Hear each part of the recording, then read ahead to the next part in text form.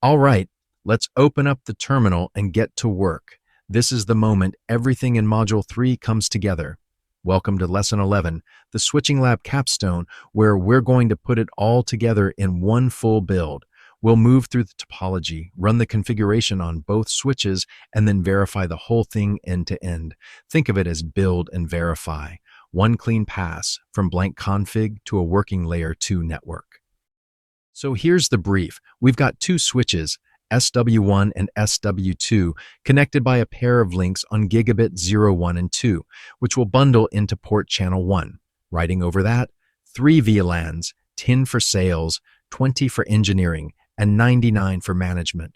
The goal is simple to state, VLANs spanning both switches, the inter-switch links bundled into one logical pipe, and every access port properly hardened.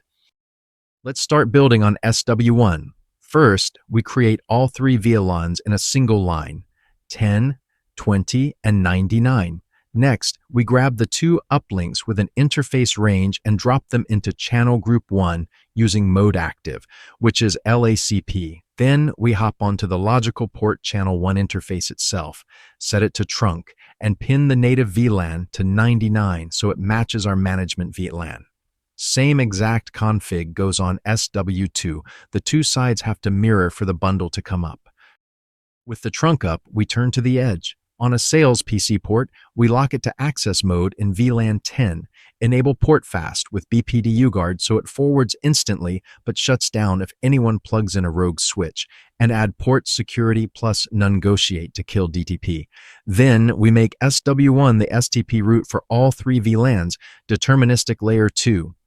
Finally, we turn on DHCP Snooping and dynamic ARP inspection for the user VLANs, closing the door on rogue DHCP servers and ARP poisoning.